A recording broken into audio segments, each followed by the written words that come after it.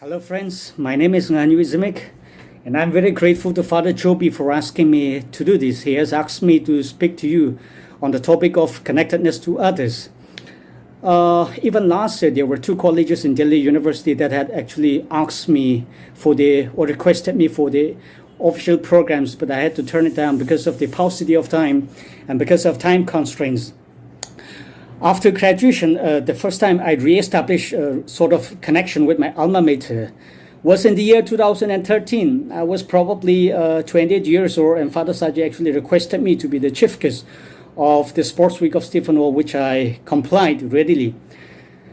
Fast forwarded to 2017, that is after 3 years, again on the request of Father Saji, I got a chance or an opportunity to lecture for about approximately 5 hours in both Margaret Hall and that of Stephen Hall. Was sort of a career counseling, was it? After my graduation, I moved to Delhi and finished my master's in history from St. Stephen's College, Delhi University. And after that, within the span of 2 years, or within the time frame or the span of 2 years of my preparation for civil service, I somehow fortunately managed to sail through the National Civil Service exams and passionately working for the Indian Revenue Service and the Ministry of Finance. Talking about these collaborative ventures, or shall I say cooperative ventures or endeavors as college students, I think I'd rather say that, way back in the year 2007, I got the chance to serve as the president or the captain of Stephenian for about a year. I never intended to be a presidential candidate, but the folks out there, I think 75% of them unanimously decided to nominate me for the presidency, which I couldn't turn it down. However, that period was one of the most challenging periods of my life, shall I say, even one of the toughest phases, but rather at the same time, simultaneously, one of the most enriching or enlightening periods of my life. Because when we talk about collaborative or cooperative ventures, as the president of Stephen Hall, you have to take into consideration the interests, the desires, and the aspirations of, students belonging to different streams, arts, humanities, commerce, and science, or even those professional courses like computer science, business administration, or let's say biochemistry, biotechnology, shall I say mass communication, video production, etc. And you also have to take into consideration the interests of students coming from, more than 50, or shall I say even 60, 70 tribes of the region, students hailing from, different states of the region. Besides, students belonging to different pages, first year, second year, third year, or the final year. So it was rather, sort of a challenging phase, which means, I have to take into consideration the desires and aspirations of, different categories of students, for example, even students from different religious persuasions, which was one of the tricky issues. You had Muslims, or Muslims, or even Christians and Hindus, or there were even some Buddhists, shall I remember. And talking about this collaborative enterprise or sort of cooperative maneuvers, what we have to actually realize is that, things that makes life worth living should actually not be thought about in our heads, but rather it should be felt right here at the center of the heart. Because if this one is empty, this actually does not really matter. Because the idea that, we are all in this together philosophy is actually far better than the philosophy of you are on your own. Because we all know that in any democratic society, the winner is always the person who has the highest number of friends.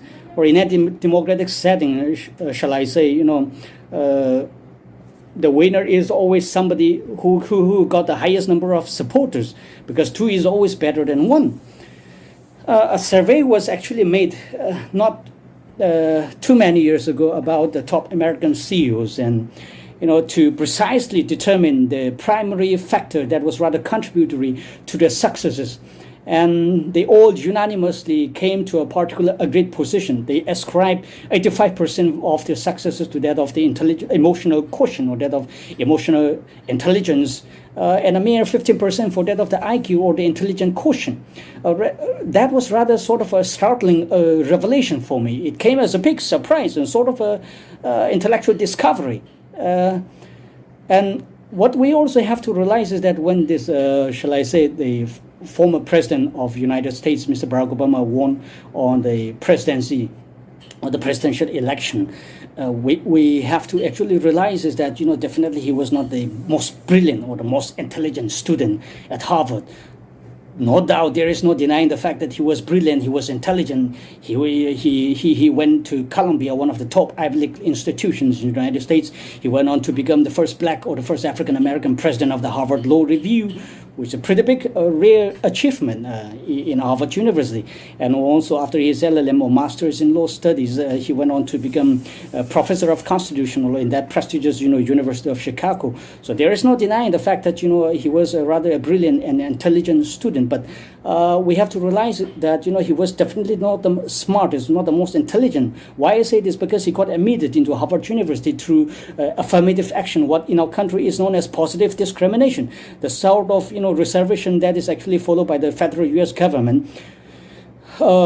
Is that, these African Americans who actually constitute, about 14.5% of the national populace, so also even maybe Latinos who constitute around 30.5% of the national populace have, this sort of a protective cover in the form of reservation or that of affirmative action. What in our country is actually known as positive discrimination. May not have been the most intelligent or the brightest of the students at Harvard, but what we have to realize is that the words and the thoughts of, or the political philosophy of, this Mr. Barack Obama actually resonated to the very core of the American psyche. In other words, his all-embracing, or shall I say, comprehensive political philosophy found itself appealing to the highest number of Americans, right? It found itself actually appealing to the highest number of Americans because, Americans. So what we have to actually realize is that, in a modern flourishing democratic society, we have to realize that, we have to win as many friends and supporters as possible and somehow try to, influence rather than just trying to be dominant or dictatorial in exercise of our powers, or shall I say, sort of any actions that affects the society. Dr. Reverend Feuerstein, one of the greatest developmental psychologists of the 20th century and a person who actually retired as a professor of developmental psychology in the prestigious Hebrew University of Jerusalem, actually said that, there are three variants like intelligence, emotions, and psychology. These three variants actually reinforce one another. Rather than being inversely proportional to each other, they were actually, shall I say, directly proportional to each other, which means, in other words, higher is the level of emotional stability, or that, higher is the level of emotional and psychological purity or refinement, greater is the level of intelligence, other things remaining constant. Why I say this? Because Dr. Sigmund Freud, the father of modern psychoanalysis, was actually a German Jew. Who actually lived in Germany much before the emergence of Adolf Hitler. Napoleon Bonaparte actually even did believe that Jesus Christ was the greatest man that ever lived since the dawn of the civilization of man. And at the same time, even Jesus Christ actually did say that, the Jews are actually the chosen people of God. Now, coming back to the story, there was a particular researcher or a prominent public intellectual who actually wrote in the early part of the 20th century that the Jews actually produced the most humane thoughts, or the thoughts or the most refined thoughts of humanism among all the races of modern Europe in the modern era. To somehow substantiate factually through empirical or scientific evidence, I would like to actually take you to one of the lectures of one of the professors in Harvard University, Professor Steven Pinker, who actually say that, despite the fact that the Jews account for just mere 2% of the U.S. populace or the national populace of the United States, this is just about 6.5 million out of the total populace of approximately 320 million. They account for, shall I say, 20% of the professors in the top 100 universities of the United States of America. They account for 37% of the winners of national medals for science. They also account for 40% of the legal partners in the law firms of Washington, D.C. and that of New York City.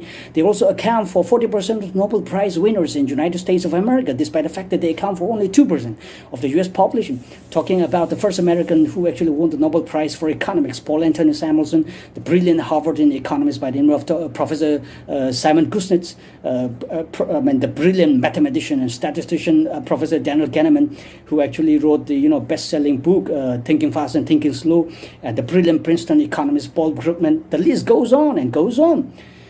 To go further, we have to actually realize that 50% of the public intellectuals, 50% of the top 20 public intellectuals in the United States of America a few years ago, that the list includes Thomas Friedman, or the author of the book The World is Flat, were actually Jews is in the United States, and 50% of the international chess champions, including the first American to actually win the international or global chess championship, Bobby or Robert Fischer. Or in other words, the list also includes Garry Kasparov, the greatest chess champion ever in modern era, in the 20th century, Garry Kasparov of Russia. And the thing is that they also account for 59% of the writers, producers, and directors of the 50 top grossing Hollywood films. At a particular point in time, not too many years ago, the list includes, the legendary director of Hollywood, Steven Spielberg, the only actor who have actually won the, Oscar for, best actor in the best actor category 3 times, Mr. Daniel Day-Lewis, and there was this thing by Mr. Ashok Amritraj, one of those producers in Hollywood, an Indian American, who actually say that in Hollywood, if you are actually not a Jew, you are nobody. What I'm actually trying to bring forth is that the fact is that higher is the level of emotional stability or emotional purity. Other things remaining constant. Higher is the level of psychological refinement. The thing is that higher is our actually level of intelligence. All of us wants to be aspirational leaders. We're all aspirational leaders. Some of you might become political leaders. Some of you might become bureaucrats like me.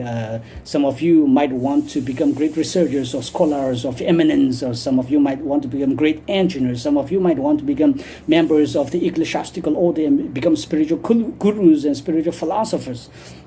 But talking of this political realm in the sphere or in the field of politics, we have to actually realize that, in politics, it's not much about political theory, but it's more about, political practice. Everyone can be a brilliant political theoretician, but, what is more challenging is to become a real, practitioner.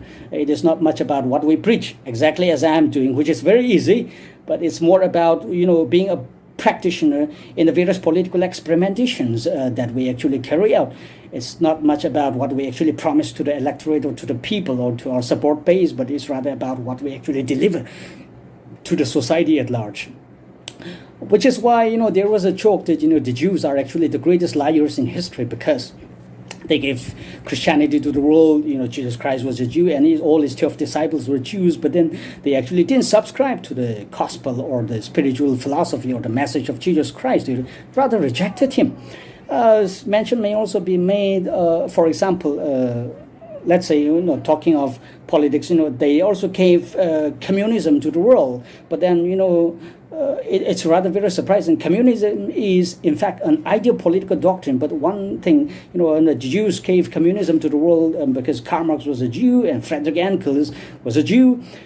But surprisingly, not too many years ago, 5 of the top 10 richest individuals on the planet, despite the fact that they account for just about, 0.2% of the global populace, means around 15 million out of a total global populace of 7,500 million, which is like, there is 1 Jew out of, 500 people on the planet. They account for, 5 of the top 10 richest persons on the planet. Mark Zuckerberg or Larry Ellison of Oracle includes, the co-founders of Google, Sergey Brin, and Larry Page, and even there's Michael Bloomberg,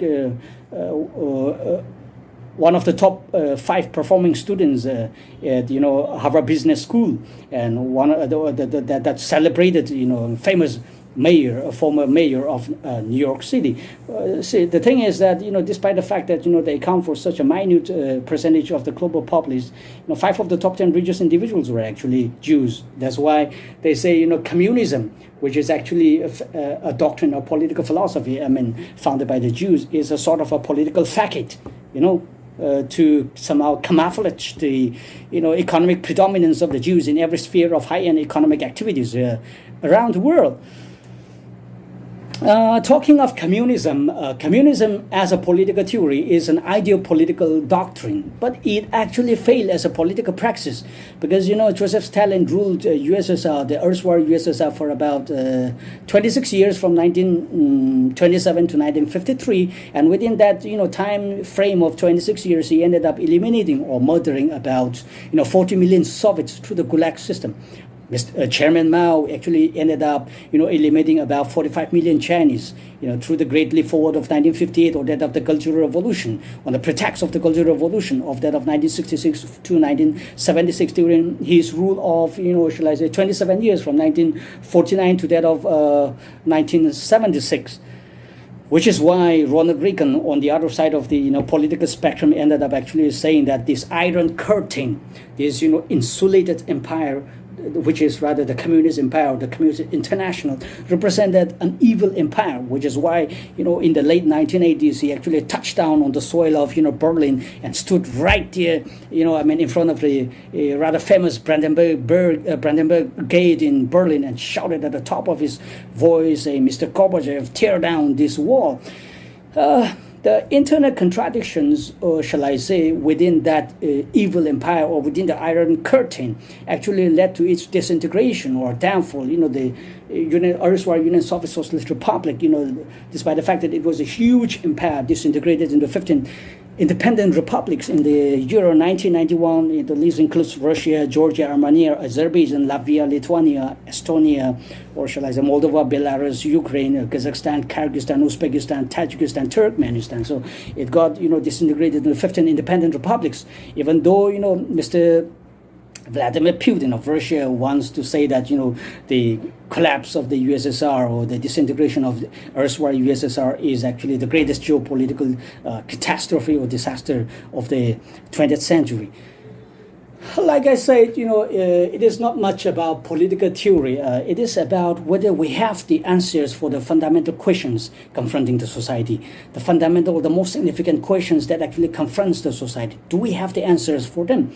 It matters less. It matters less, but not the least, shall I say, about the kind of political philosophy that you subscribe to or the kind of or ideological orientation.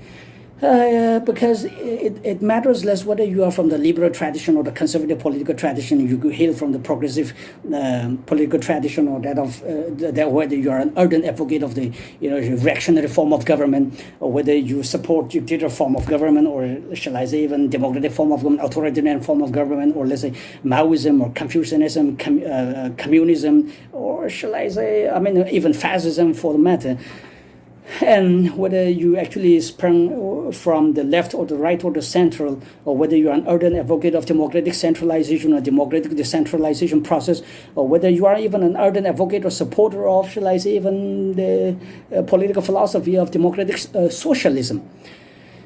Because even when we talk of this social and economic philosophy, it matters less about, whether you want to promote socialism or capitalism, or let's say market economics, or that of state capitalism, or that of crony capitalism, or that of laissez-faire or individual free enterprise on the one end, or that of, shall I say, a mercantilist state.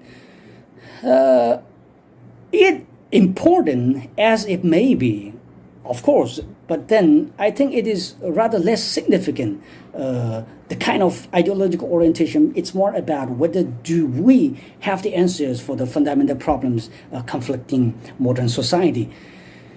Talking of bureaucracy, because I'm a bureaucrat, some of you might be interested in things about bureaucracy. There is a joke in the Great British Society that the best and the brightest, or the cream of Great Britain, or shall I say the intellectual superiors of the Great British Society, academically transcend themselves to the corridors of Oxford and Cambridge University, the best university in, shall I say, Great Britain. Of course, folks like Isaac Newton, Adam Smith, Stephen Hawking, all hail from Cambridge University.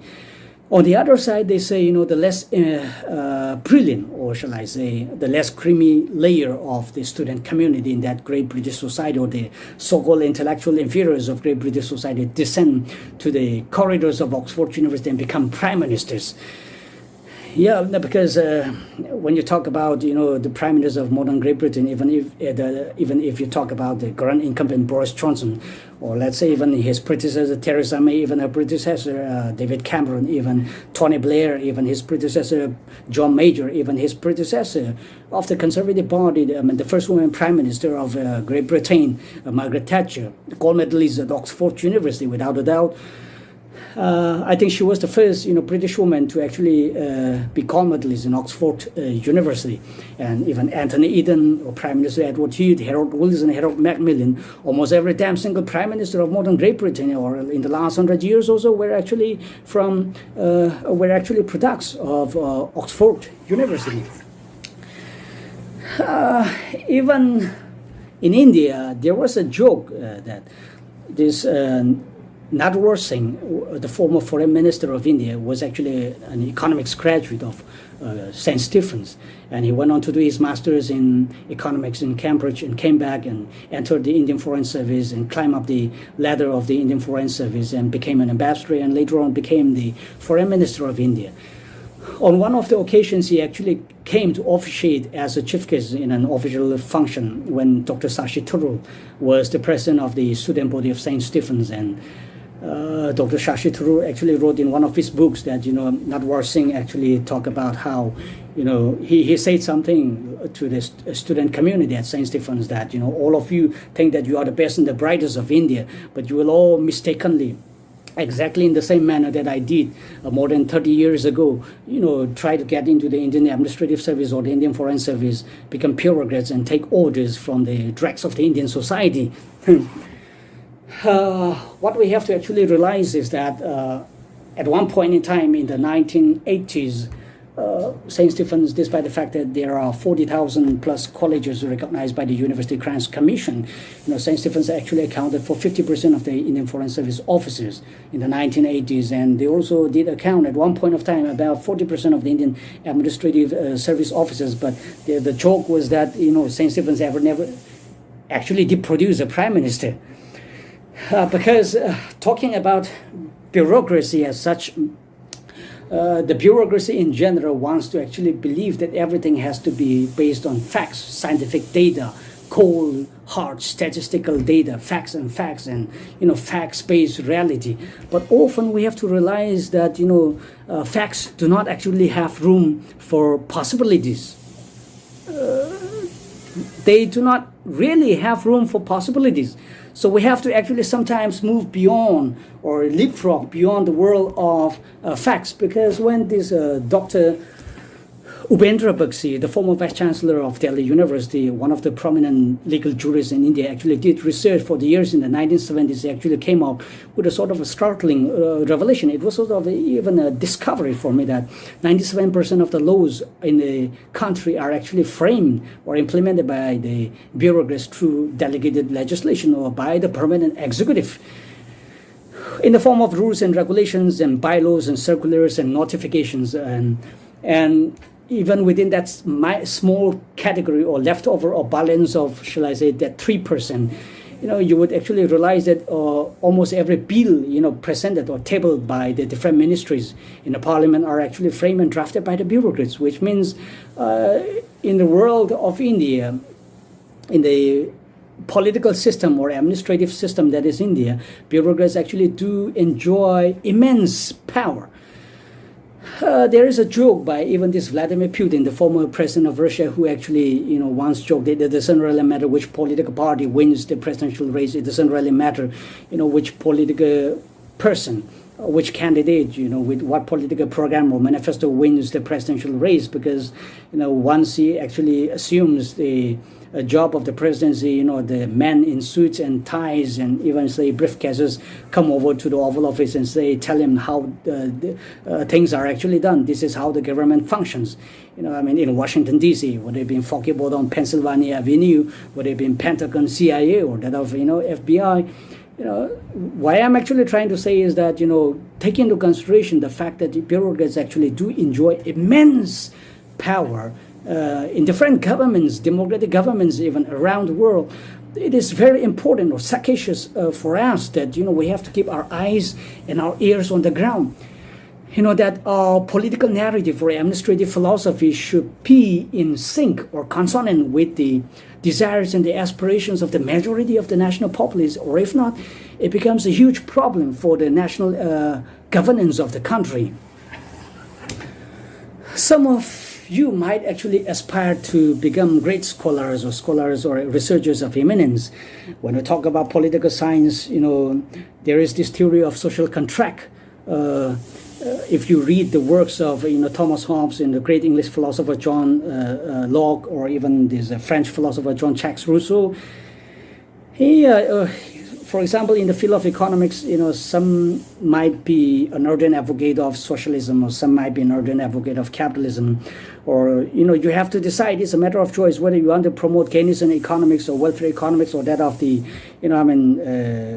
shall I say, economic philosophy, advocated by Milton Friedman of the Chicago School of Economics, whether you want to promote demand-side economics or supply-side economics, whether it be this trickle-down economic theory or bottom-up economic approach, or sometimes, to really decide whether you want to be a promoter or an advocate of, the idea that there should be increasing rationalization of tax rebates for multinational corporations, or the one hand, or that of increasing tax concessions for the multinational corporations or high net worth individuals, or even, let's say, hedge funds, or for all those who have been getting it all along.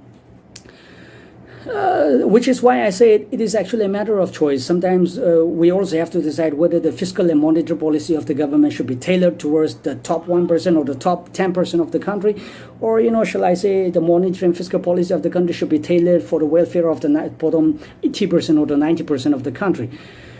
Everywhere it's actually a matter of choice. Even in last year when this Abhishek Banerjee actually won the Nobel Prize for economics, I think, this is a personal opinion, I think it was less about the theoretical brilliance of the research, but rather it was about practical relevancy of his research. This randomized choice theory, which he actually did together with his wife Esther Duflo. Even when this Amartya Sen actually won the Nobel Prize in Economics in 1998, it's my personal opinion still, it was less about this theoretical brilliance, but rather more about the practical relevance of his research. There is no doubt he's a national genius and a national treasure, an extraordinarily brilliant person, a professor of politics, philosophy, and economics at Harvard, 3 subjects. It's a rare distinction, it's a rare fit. But I think it was about, his comprehensive research on poverty and hunger in South Asia, with specific reference and in particular to Indian subcontinent, that actually won him the Nobel Prize, which is why I say it's actually a matter of choice. I've got friends, who are actually brilliant engineers who are working for major defense companies or, defense corporations around the world. It's a matter of choice whether you want to be this a brilliant engineer working for General Dynamics or Raytheon or Lockheed Martin or Boeing, or even, shall I say, these aerospace industries, or Sam Criben, or even Defense Research Development Organization, and become, merchants of debt. Or you want to, okay, shall I say, even become defense contractors or military contractors of Pentagon or major defense companies, or even say the defense ministries of the most powerful militaristic nations on the planet. It's a matter of choice, but I think we have to take into consideration the fact that Jesus Christ once said that if you live by the sword, you shall die by the sword. Even if you are a brilliant physicist, you have to decide whether you want to be a person who wants to idolize Robert J. Oppenheimer, the father of the atomic bomb in the United States, the father or the director of this, the chairman of this Gay Ilona project in the United States, or that of, Andrei Sakharov, a professor of physics, who was actually the father of atomic bomb, but later on became an ardent advocate of nuclear disarmament and won him the Nobel Prize for literature, for peace. I think it's a rare distinction that he won both the Nobel Prizes for that of physics and that of peace. So it's a matter of choice, and we have to actually decide where we want to be. Some of us might even want to become members of the ecclesiastical order and become clergymen or nuns, or some of you might want to become priests in mandirs or temples or ulemas or maulanas in mosque or masjids, or some of you might want to become pastors and missionaries working for different churches or denominations within the fold of Christianity. It's a matter of choice. It's a noble undertaking. You know, the common factor about all these fathers who had actually served, or priests who had actually served St. Anthony's for the last so many years is, for example, Father Saji is a computer scientist, and Father Joseph Nelson is also a computer scientist who went on to become the Chancellor of Don Bosco University. Father, shall I say, even Chobi, the Vice Principal, is also a PhD in computer science. Even Father James, the person who actually did his PhD in psychology from University of Nebraska in the United States, a close friend of mine and a personal philosopher to me. And so also, Father George, whom I dearly miss. Father George was one of those persons I really did miss. He also did his master's in psychology from the University of California. Whether it was UCSF or Los Angeles campus, that I'm not very sure. But then, what is common about them? The common thing about them is that they all hail from Kerala, and they actually serve and have been working in Meghalaya with full dedication, commitment for the people who are actually not entirely their own. They all hail from Kerala, but taking into consideration the level of commitment and dedication, you have to realize that it's a real distinction, it's a real fit. Because one thing that is rather common about all of them is that they had this transcendental spiritual experience. Because without that, sort of a super connection with the Supreme Being, it is impossible to have that level of commitment. The Catholic Church is actually one of the most powerful institutions established in the last 2,000 years ago, and is still intact, is still very strong and influential and powerful. Which is why, Lord Byron even went to the extent of saying that, the Pope is actually the most powerful person in the world. Of course, that requires contextualization. But the thing is that, what we have to realize is this, the dedication and the commitment of the clergymen or the bureaucracy of the church is immense, which is why, for any great thing to actually achieve in any endeavor, if we want to actually achieve success, the level of commitment has to be really great, and they are exemplary figures that we all have to emulate or follow in our future endeavors. There are two Christian denominations that are very, very dynamic when it comes to the promotion of education. For example, the Catholic Church has, millions of educational institutions around the world. The Jesuits actually have this particular philosophy, this give a child before he is 8 years and I will show you the man. They have been the most ardent, promoter, or shall I say, the most radical promoter or propagator of, education of the youth in the history of mankind, probably. On the other side, there is also the Seventh-day Adventist Church, which is also one of the propagator of modern education or transformation of the education of the transformation of the educational sector, especially with regards to the youth. The Seventh-day Adventist Church has eminent universities, prominent universities in the United States, includes St. Andrews University in Bedrock Springs, Michigan, the Loma Linda University in California, the Texas Christian University, the La Salle University. The list goes on. Lastly but not least, I'm indeed very grateful again. Once again, I'm very grateful to Father Joby for having asked me to do this. It has been a great pleasure and, sort of a great learning experience for me. And for all the collegiates of St. Anthony's, first and second year and the final year, I wish you all the best of luck in your future endeavors, and I wish you success in all your meaningful pursuits. Not every pursuit, in all your meaningful pursuits. And I hope in the future our paths actually cross again. And I intend to, and in fact hope and look forward to re-establish my connection with my alma mater, because definitely the best days of my life were actually spent in St. Anthony's. As for now, God bless you all, and wish to see you again. Thank you so much.